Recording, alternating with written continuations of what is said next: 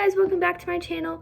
Today I'm going to be talking about different types of reptilian cages, specifically the corn snake, that you will need.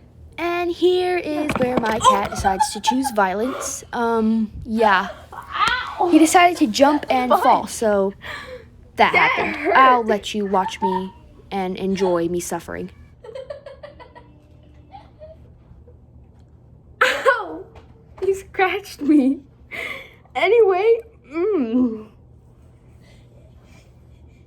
Ow. Ow. That, go away.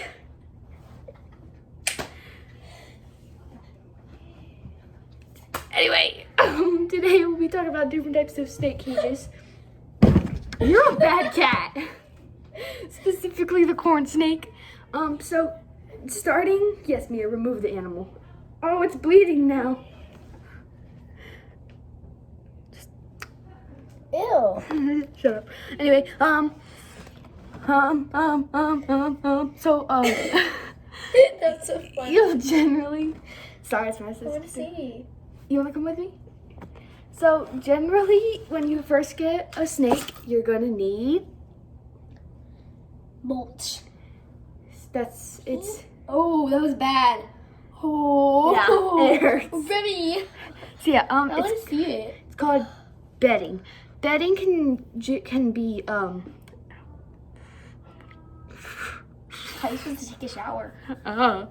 So anyway, bedding can either be like a mulchy thing, which I have, or a soil mulch mix, just soil, or like a sand. Yeah. Not sand, but like a sandy, dusty sand. Oh.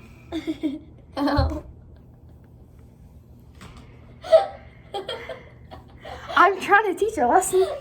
Anyway, starting over. Snakes, bedding. You need bedding so the snake can burrow and hide. Then you will need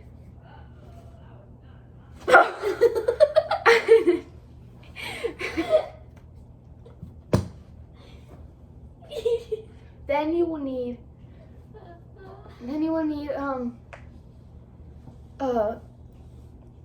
bedding. Water. Water dish can be either flat or it could be an actual dish full of water. Whatever you have, make sure you change it out every so often and make sure that there's no mulch in it. And if there is, you can just take it out. It's no big deal. Next, you will need a hide, or two hides specifically. One for the hot side and one for the cool side. So hot and cool, you need a heat lamp and to heat the side, because reptiles, as stated before, they can't generate their own heat like humans and mammals can. So therefore, you have to get them a heat lamp so they can bask. And then you need a hide there and a hide on the cool side. So now that that's covered, next you will need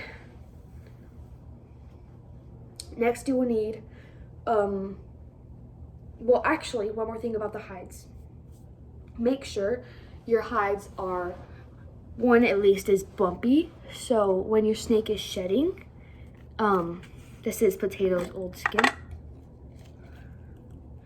that they can rub it against the hard material and it can help them get their stuck shed off, or just normal shed. Doesn't have to necessarily be stuck. But yeah, next, can you guess? It's barometer, or like measuring thing. I have no idea what it's called. So smart. It's used to measure their humidity, because a snake needs humidity for some reason. I actually have really no idea why. Why do snakes need humidity? It's off the top of my head. I'll tell you when I remember. But yeah, make sure you have some sort of device that can track the humidity. A normal humidity is between like 60 and 80. 60, you probably water the cage, but it's nothing to worry about. But yeah.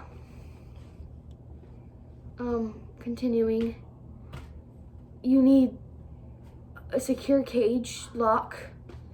A secure cage lock is corn snakes specifically are very nifty and crafty and escape artists. That's what they're usually known for. So if you get a corn snake, just be aware.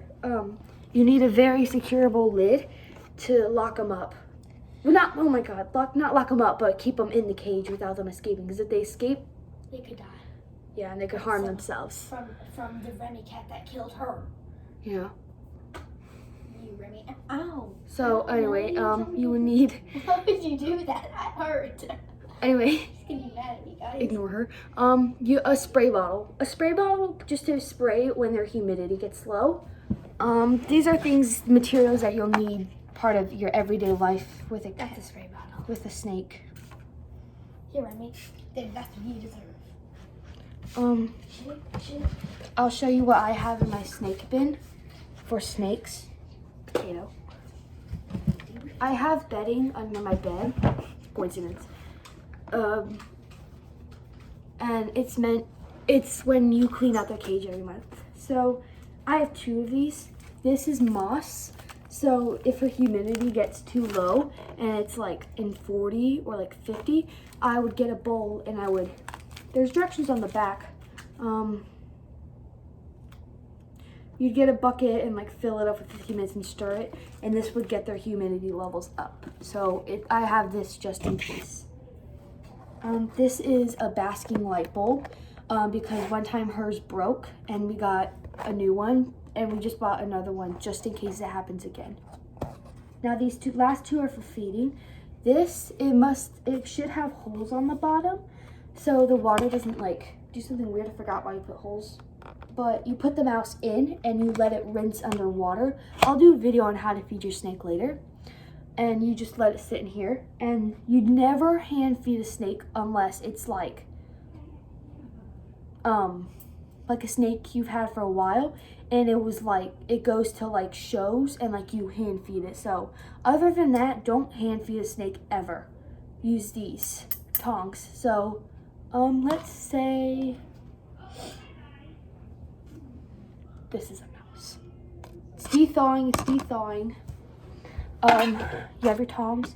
You grab the mouse and you wiggle it in front of the snake. So yeah, I'll show you deeper in detail later. So yeah, if you ever get a snake, you should have these things handy.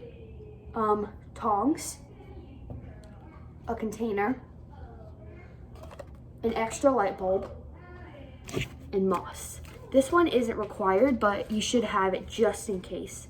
And also bedding, which the bedding's huge. I'll show you it in another video, maybe. Yes, also, make sure you have like a bin. I have this where I keep it in, and I have another moss block. Because if you have cats or any other animal, they will try to mess with the snake. Remy, the cat that originally tried to kill me, he likes to go in the snake cage, and that's why another reason I have a spray bottle to spray him off. I'll do a whole video on how to like help with your cat and that. But yes, that is generally what an ideal cage should have and look like. This is my snake cage. I'm gonna add to it, but it's still quite small because Potato's still small. Here's her cage. So we have the heat lamp. When you have a heat lamp, never touch it here. Always touch it by the wire like this or right here, because it is hot, believe me. I know from experience. And the heat lamp right here. This is the control thing. Like, it should generally stay about this bright. And there's also another thing, before we keep moving on, I forgot, I was using it yesterday. This. It's a thermometer with a laser. Or it's not a laser, but like to pinpoint. And never point it on the hides. You'll point it right here. Like on the bedding area, not on the log, because the log will be hotter. So yeah, and also a thermometer. That's also something you need. But moving on back to the cage. Heat lamp. The mulchy bedding. Her main hide. It has some in the light area, but she doesn't usually hang in there. She's under the mulch right now. Her head's right there. I'm not sure if you can see her. Yeah, over here we have a second hide right here. It's just something, it's really simple. A hide can even be like an old container, just cut a hole. And here's her water bowl. I will probably switch it out tomorrow. And here's a little tool I was talking about. You see that right there? That little thing right there? That is the hydrometer. A hydrometer is to measure the humidity in your reptile cage, which that does. So hers is about like 75 average in the green, and the green means good. So there's like levels to it. Red is too low, orange is low, but it's pretty bad. Yellow is all right, but you should get up. Green is good, and blue is too high. So here, oh, there's little sheds up there. See? I'm not sure if you can see, but in her log, I'll do like one day about all her cage. Oh, that cat, it really hurts. It's still shed, so I'll deep clean that. And yeah, so this is what your reptilian cage should look like for corn snakes. As the snake gets older, its cage will get bigger. Keep that in mind when you buy a snake. And that's all for today. Bye, guys!